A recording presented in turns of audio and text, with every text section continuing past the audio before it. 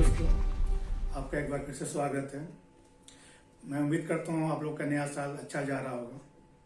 पर दिल्ली के बॉर्डर पे जो किसान बैठे हैं उनके लिए जैसा 2020 था, 2021 भी उनके लिए कुछ कुछ ऐसा ही जा रहा। अब वार्ता की तारीख तो आ रही है, तारीख पे तारीख, जो आप संजय के फिल्म में आपको डायलॉग याद होगा, तारीख पे तारीख, तारीख पे तारीख, लेकिन इंसाफ नहीं मिलता। कुछ ऐसा ही चल रहा है। समझ में नहीं आ रहा है जो वार्ता होती है इनके लिए बीच बीच में इतना लंबा गैप क्यों होता है। अगर इनकी मंशा सही में सही है, चाहते हैं सच में कुछ इसका रिजल्ट निकले, तो कंटिन्यू क्यों नहीं बैठते। किसान और जो नेतागण हैं कंटिन्यू बैठें, पर डे बैठें और इसके रिजल्ट के बाद ही कुछ निकले। और मुझे लगता नहीं है कि इनका मंशा कुछ ऐसा है कि ये मामला सुलझे। वो तो बस दिखावे के लिए कर रहे हैं, वार्ता कर रहे हैं, फिर एक हफ्ते की गैप, फिर एक हफ्ते की गैप चल रहा है। और जहाँ तक सरकार की बात है कि 2 सूत्री कार्यक्रम पे ही चल रही है। इनका पहला सूत्री कार्यक्रम है किसानों को दबाना, और दूसरा सूत्री कार्यक्रम है इनका है अपने पंचपति मित्रों की मदद करना और उनके रास्ते में जो भी बाधाएं आ रही उनको हटाना। जबकि इस बार किसान कुछ ज़्यादा ही समझदार दिख रहे हैं। सरकार डाल तो पात पात नजर आ रहा है। सरकार ने अभी अगले हफ्ते के बारे में सोच रही है, किसानों ने अगले 20 दिन की सोच लिया जी। उन्होंने अपने 20 सूत्री कार्यक्रम तैयार कर रखा है। अगले 26 जनवरी तक का कार्यक्रम तैयार है कि क्या क्या करना है, कैसे लोगों के बीच जाना है, कैसे सरकार के दबाव बनाना है, सारी बात उन्होंने कर रखा हो। पर इन सब बातों की खबर आप तक नहीं पहुंचती होगी। दिल्ली की ठंड, दिल्ली की बरसात, यहाँ की वेदर रिपोर्ट की खबर तो आप लोग पहुंच रही होगी, पर दिल्ली के अंदर क्या हो रहा है, किसान वार्ता में किसान क्या बोल रहे हैं, ये बात आप तक नहीं पहुंचती होगी।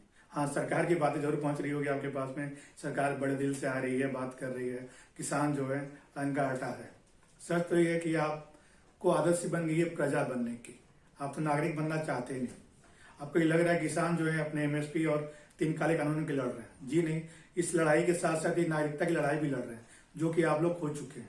और आने वाले जिनके पास बच्चा आपको नजर भी आ रहा दिखने के लिए है कि नागरिकता कानून है कि आप अपने लोकतंत्र पर्व मनाते हैं और उंगली का एक बटन दबाकर वोट देते हैं, यहीं तक आपकी नागरिकता रहेगी। उसके अलावा सरकार से सवाल करने की आपकी हिम्मत नहीं है।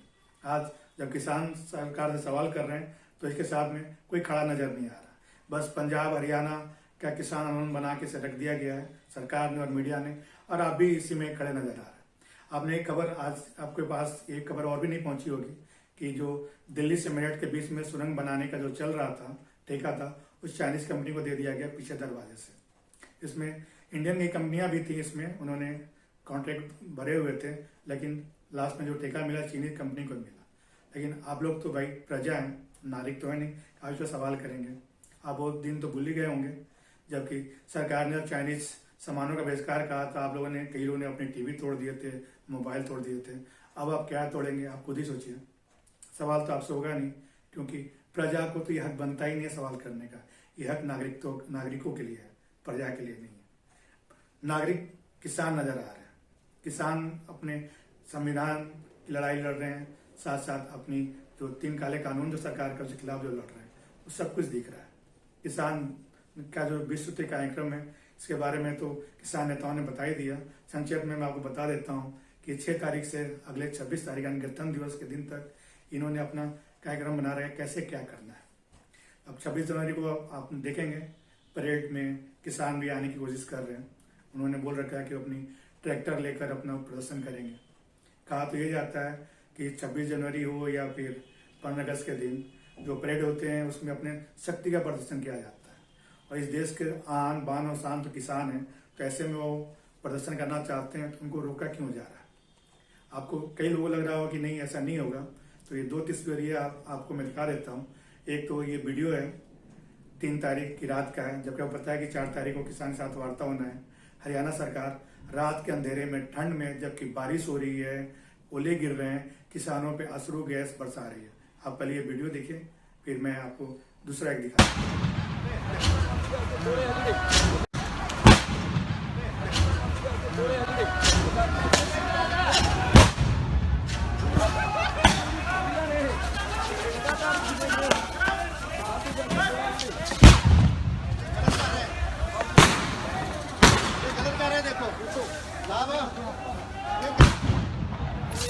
ये वीडियो देखकर तो आपको पहले लग रहा होगा सीरिया गृह युद्ध का है। जी नहीं, ये तस्वीर वहां का नहीं है, ये दिल्ली बॉर्डर का है। यहाँ किसान दिल्ली बॉर्डर से अंदर आने की कोशिश कर रहे हैं और हरियाणा की किसान प्रेमी सरकार उन पर बम के गोले बरसा रही है।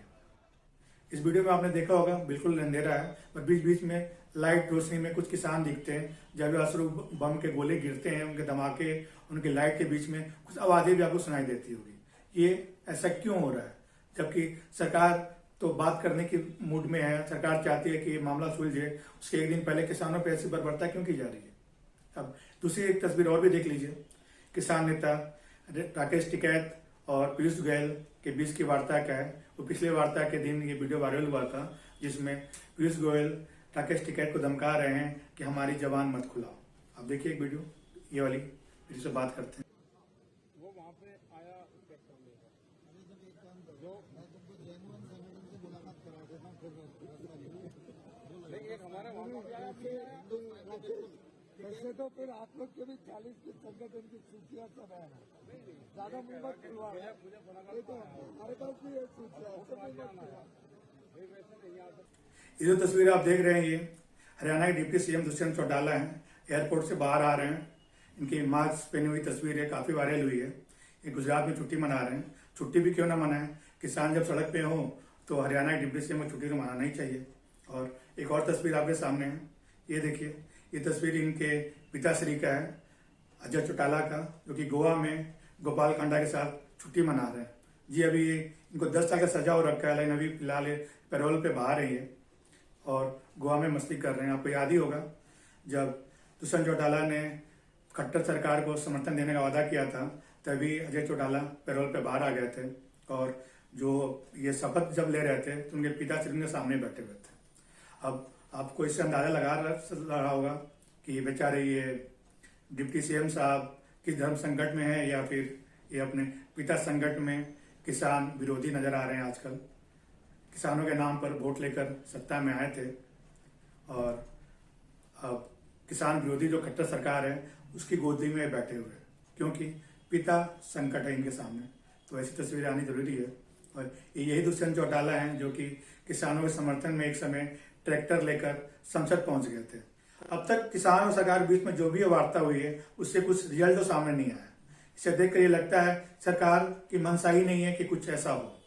अगर सरकार के जो 2 मंत्री लगातार बात कर रहे हैं, और बीच में गृह मंत्री भी एक दिन के लिए वार्ता की थी, बेशक उनका तरीका था दबाव डालने का, किसान नेताओं पर दबाव डालकर, जैसे कि वो राज्यों की सरकारें बदल देते हैं। उनको लगता था कि शायद ऐसा ही कुछ होगा, पर किसान नेता जब नहीं माने तो अमित शाह पीछे हैं। और प्रधानमंत्री को तो भैया अपनी मुझ की चिंता है, किसानों से बात करेंगे तो उनकी मुझ से नीचे हो जाएगी। ऐसे में उनके पास एक और भी नेता है, राजनाथ सिंह है, जो किसान नेता है। मुझे समझ में नहीं आता सरकार उनकी मदद क्यों नहीं ले रही है। अगर पीयूष गोयल की जगह राजनाथ सिंह वार्ता में शामिल हो तो शायद ज्यादा बेहतर वो रिजल्ट आ सकता है, पर लगता नहीं कि सरकार के पास कोई किसान नेता है। अगर ऐसे में विपक्ष से मदद ले तो इसमें कोई हर्ज नहीं है। विपक्ष के पास कई ऐसे किसान नेता हैं जो कि किसानों को बेहतर उनके दुख दर्द को समझ सकते हैं, उनकी बातों को समझ सकते हैं और अपनी बातों को समझा सकते हैं। सरकार चाहे तो शरद पवार या फिर कैप्टन अमरिंदर सिंह की मदद ले सकती है, लेकिन सरकार भला ऐसा क्यों करे। उसे तो अपने मित्रों की मदद करनी है, उनके रास्ते में रेड कारपेट बिछानी है। आप देख ही रहे हैं कि जो भी अभी तक चला आ रहा है, जो भी चीजें आ रही हैं, उसमें मीडिया हो, सरकारी मीडिया हो। अब पिछले मैंने अपने प्रोग्राम में दिखाया भी था कि अडानी ने अपना एक वीडियो भी जारी किया हुआ है। सरकार सबका लगभग मनसा ये है कि किसी तरह से भी जो है किसानों को थका हरा कर साइड करें, और ये थकते हारते नहीं है तो देश के जो दूसरे किसान हैं, दूसरे लोग हैं, उनके सामने इनको दुश्मन बना के पेश करना है। ये दिखाना है कि ये कुछ किसान हैं जो कि विपक्ष के बहकावे में आ गए हैं और अपनी मांगे कर रहे हैं। विपक्ष के पास कितने सांसद हैं? विपक्ष के नाम लेकर कहा जाए तो आज कोई ही नहीं, हर किसी ने तो अपने हथियार डाल दिया है। एक राहुल गांधी हैं जो कि समय समय पर आवाज उठाते रहते हैं। दूसरी जो कांग्रेस के अंदर की जो ओल्ड गार्ड है, उन्होंने तो लगभग हथियार डाल ही दिया है। वो तो बस इस कोशिश में लगे रहते हैं कि अपनी थोड़ी सी पोजीशन सरकार के अंदर बनी रहे। लड़ाई से उनके कोई मतलब है नहीं। सड़क की लड़ाई तो कभी लड़ नहीं सकते हैं। संसद में या सोशल मीडिया में थोड़ी बहुत उनकी आवाज उठ जाती है, पर अब तो संसद ही बंद है तो उनकी आवाज कहीं सुनाई नहीं देगी। तो लगता है कि जब नया संसद बन कर आएगा तभी पार्लियामेंट शुरू होगा।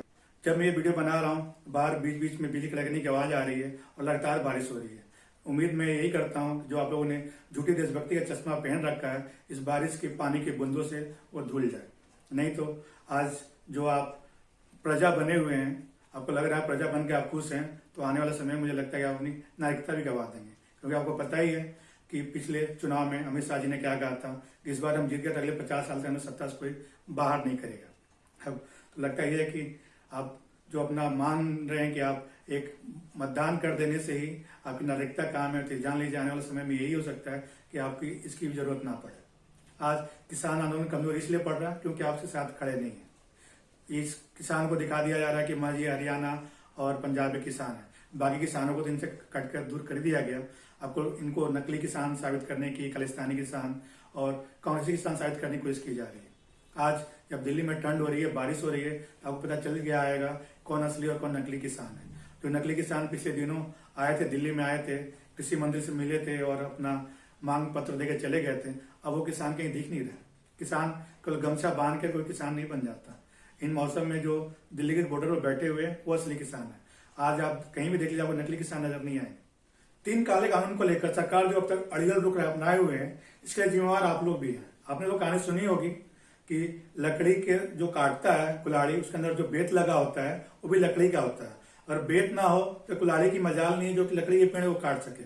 और आप जो है वो बेत बनने की कोशिश कर रहे हैं।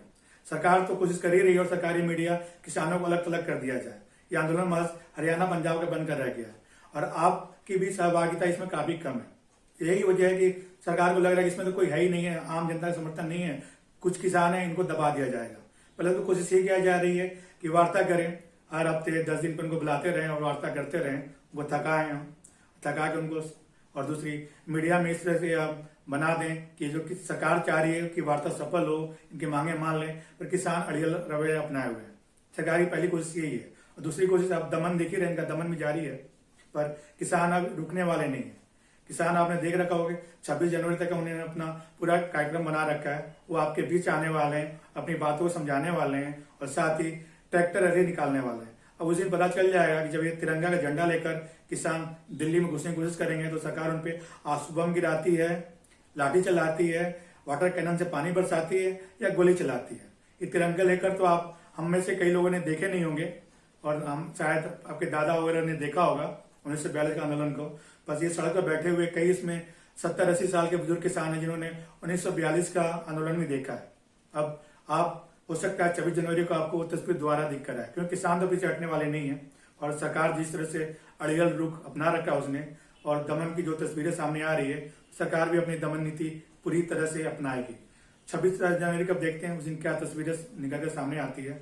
मेरा तो मानना यही है और मेरी सलाह यही है कि अगर जनता उठ खड़ी हुई किसानों के साथ में तो कोई भी ऐसी सरकार नहीं है, कोई भी ऐसा तानाशाह नहीं है जो कि झुके नहीं।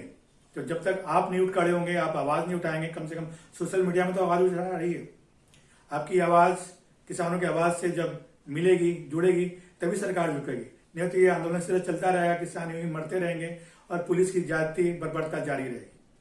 अंत में मेरा यही आपसे निवेदन है कि ये झूठी देशभक्ति का चश्मा आपने जो डाल रखा है इसे उतारिए और देखिए कि सच क्या है।